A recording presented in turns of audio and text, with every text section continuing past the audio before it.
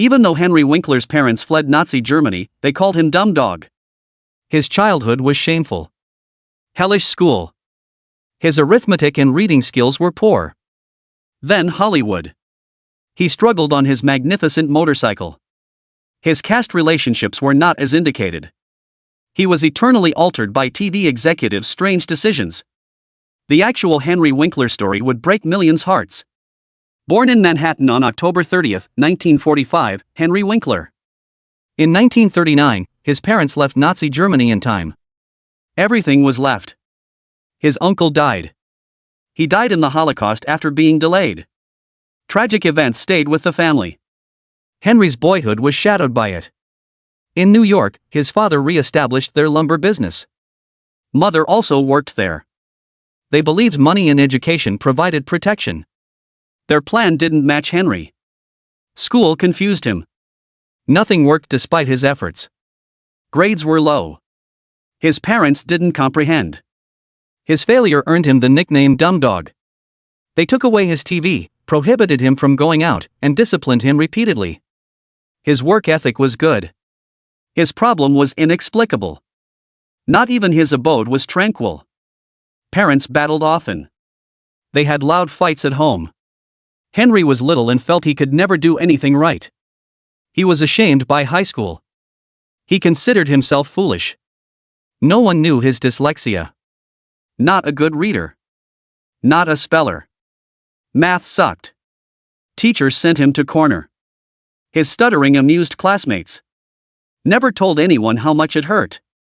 His health was unknown to him. The discovery came at 31. First, his stepson was diagnosed. Henry understood then. Not his fault. His words later, "I wasn't stupid." It had a name. Everything changed then. It clarified why school was always hard and why he had to memorize instead of read. His inner self refused to give up even before that. He decided at 14. Acting was his goal. Parents didn't like it. He was invited to join the family company. The acting felt odd. On stage, his shame vanished. He was found. He played Billy Budd in an 8th grade production. The crowd applauded. He felt whole again. That applause lingered. His pursuit of that feeling continued. His script memorization improved. He hid his reading problems. He joined high school conversations to avoid writing. He performed well in class. His charm shielded him. He continued after graduation. Just 2 of his 28 college applications were accepted. One was Boston's Emerson College. Theatrical studies at Emerson. He studied child psychology for backup. First 2 years were nearly failures, but something snapped on stage. It was his Peer Gynt role. Teachers noticed talent that normal classes couldn't. He made pals in a fraternity and gained confidence. He graduated 1967. Years later, the school awarded him an honorary degree. Even greater was his choice that year. Drama school at Yale. The odds were long. Audition was hard. He had to act Shakespeare. He blanked out when it was time. Every line was forgotten. Then he acted boldly. Improvised. He said it spontaneously. Functioned somehow. He showed raw talent to the judges. Accepted him. He needed the vacation. The Yale pressure was high. Tough scripts. He persevered for days to read them. Using memory and instincts. If he forgot, he improvised confidently. None of the teachers noticed. His classmates liked his energy. Later, he confessed he had never read a screenplay exactly. Just doing what worked. His MFA came in 1970. 11 of 25 actors finished the show. They included him. The Yale Repertory Theater chose him that year.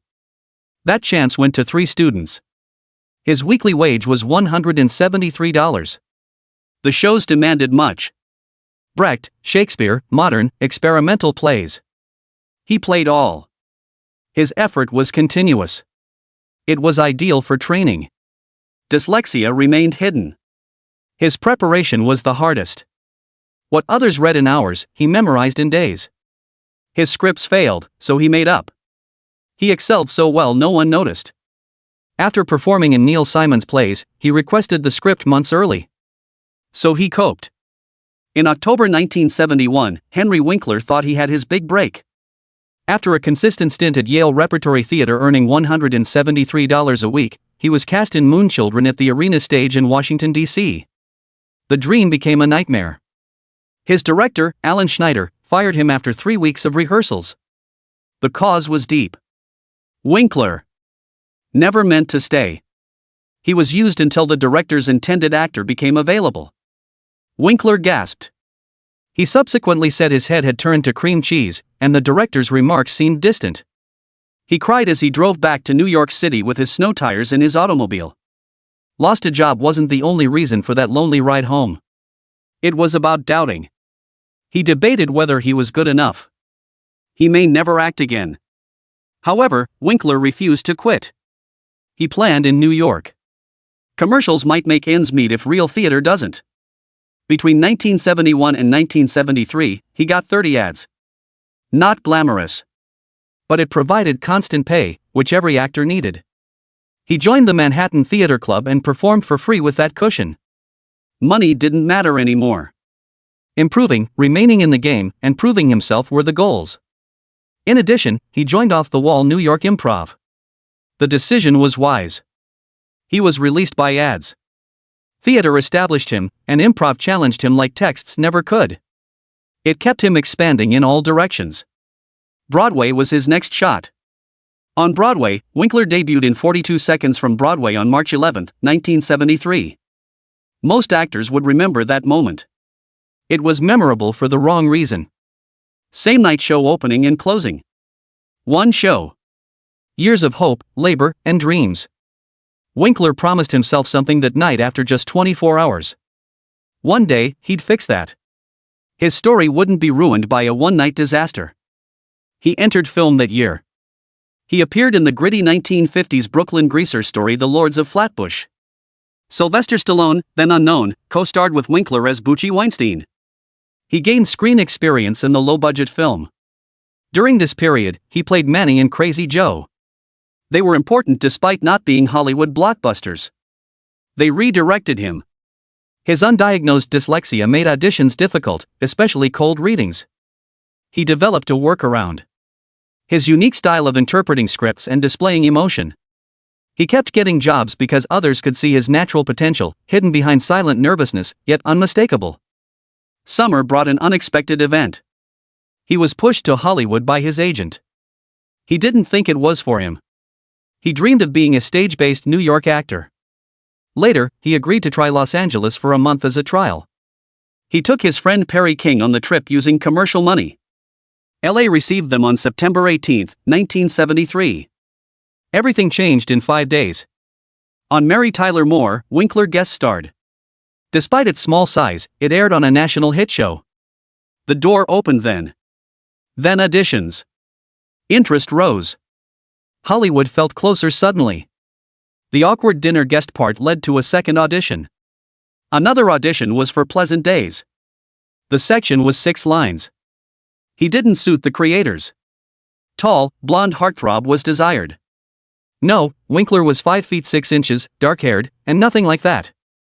So he was called back for another try. On his birthday, October 30th, he entered the room, put on a leather jacket, changed his voice, read the lines, flung the script in the air, and left without speaking. The room did nothing except stare. He received the call later that day.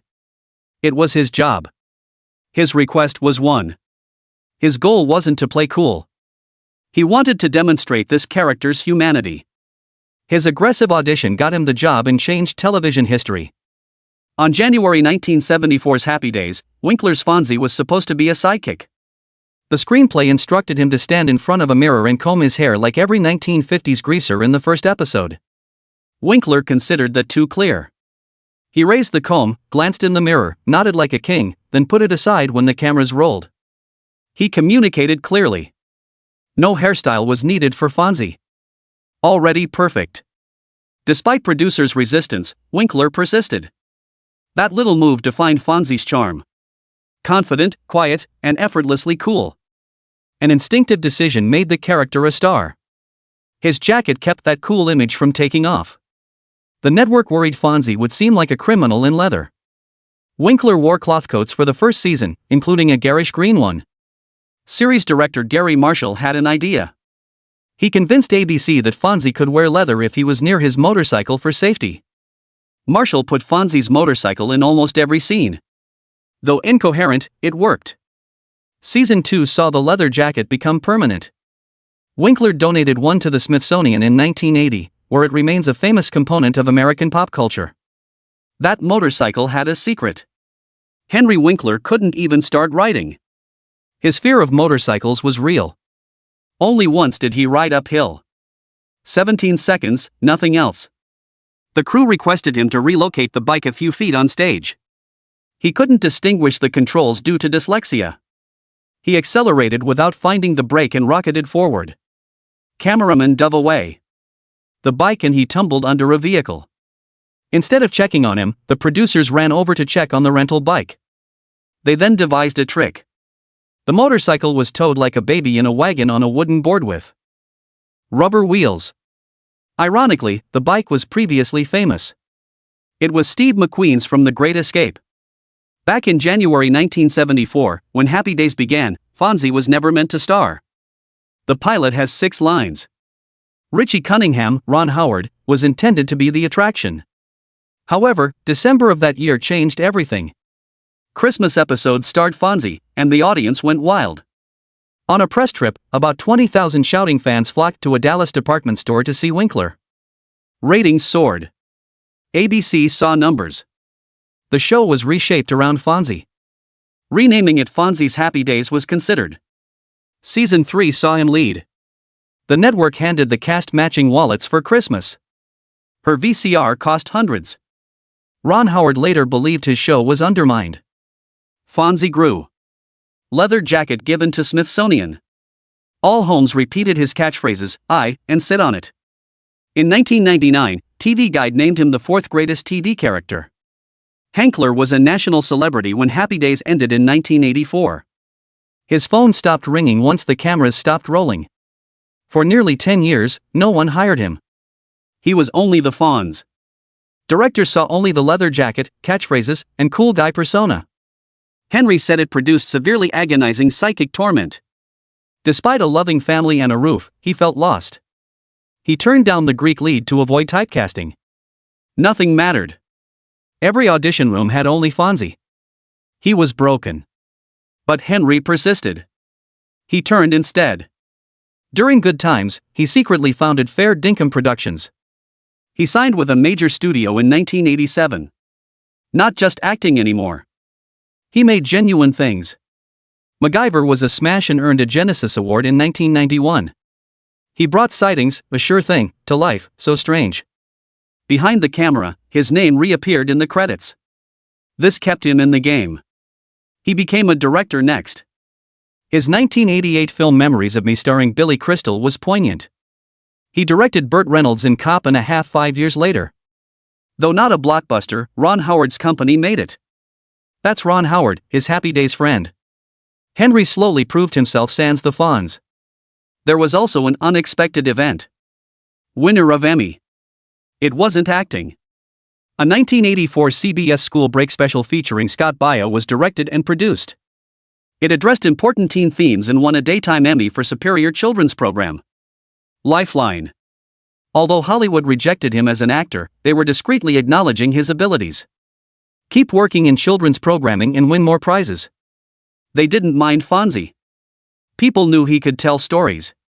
Despite this, his personal life was stable. Henry wed Stacy Weitzman 1978. Her small son Jed loved Fonzie before Henry arrived. Zoe and Max were their 1980 and 1983 children. They have 6 grandkids decades later. Ace, 11, keeps shot glasses from every city grandpa visits for Henry. Henry enjoys taking kids to shows and dinners. Listening, not just loving, is the key to their marriage, he said. Henry's charm and success hid a childhood trauma. Henry advised Jed to step up one night when he was struggling with a school task. A strange familiarity. He and Stacy tested Jed. Diagnosed? Dyslexia. At once, everything clicked. Henry discovered he had it at 31. Years of scholastic struggle, yelling, embarrassment, and self-doubt. Not laziness. It was named Furious. He claimed all my suffering was pointless. While playing the coolest person on TV, he quietly failed during table reads, missing lines, tripping through scripts, and feeling like a fraud. Parents who left Nazi Germany expected perfection. They mocked him as sluggish and foolish. He now understood the truth was totally different. It transformed him. That diagnosis didn't cure him. He was driven. His children Zoe and Max were also diagnosed.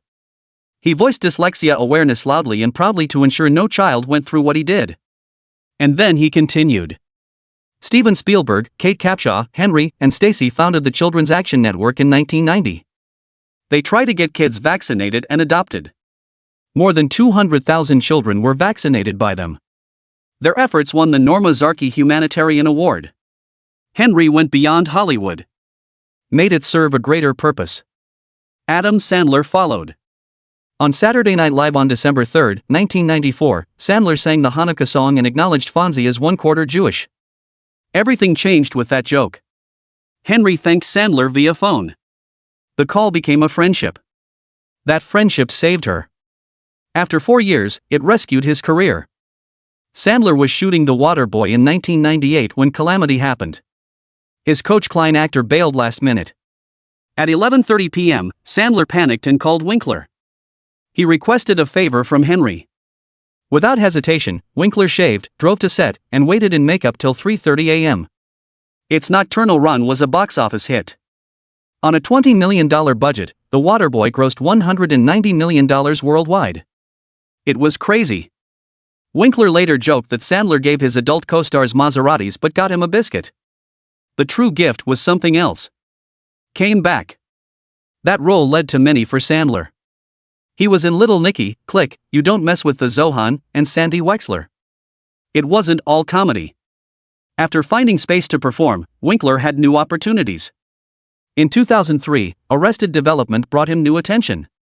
He was scheduled to appear once, but Barry Zuckerkorn, a terrible lawyer, became a regular.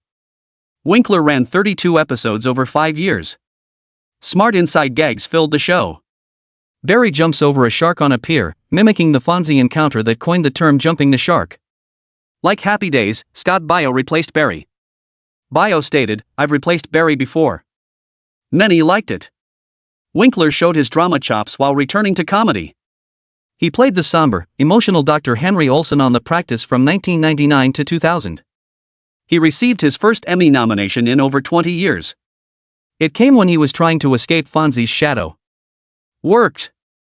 Still, Winkler surprised people. He played Dr. Lou Saperstein, a naive, overly devoted father to two of the show's craziest characters in Parks and Recreation.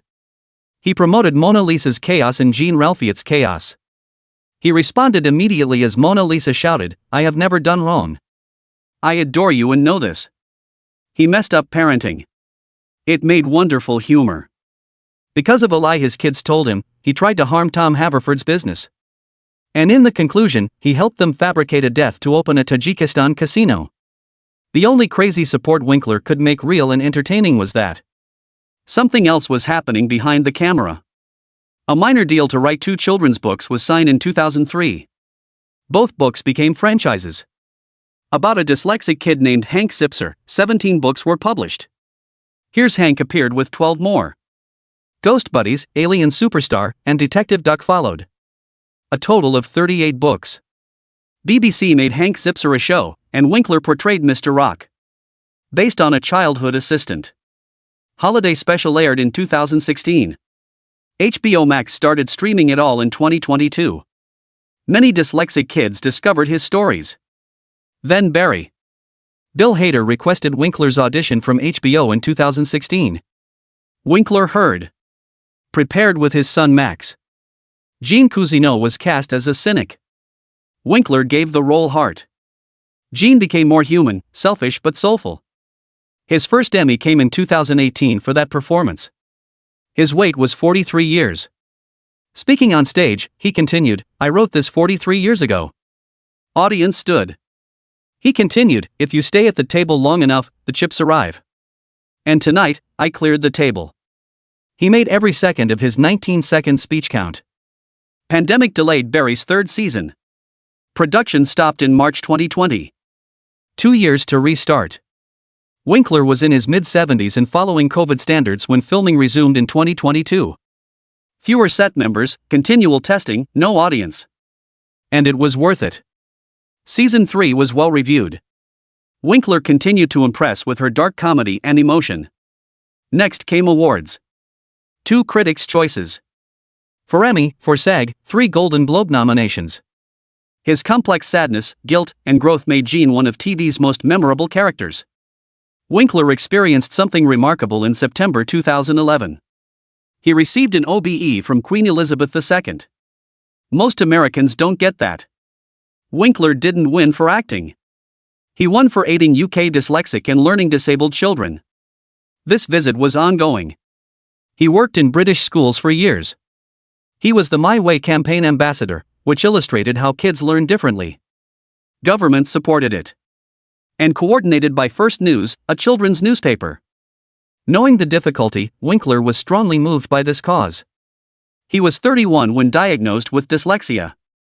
He was more than a star when he spoke to pupils at Howard Primary in Croydon or in Belfast. Experienced, he was. Seeing someone like them made kids listen. He spoke simply.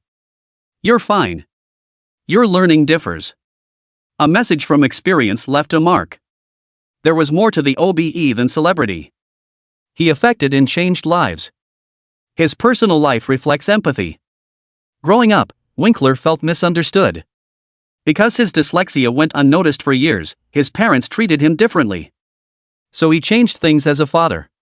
Stacy Weitzman was his 1978 bride. They reared Zoe, born in 1980, Max, born in 1983, and Jed, Stacy's from a prior relationship. I like being able to listen without reproducing my parents, said Winkler.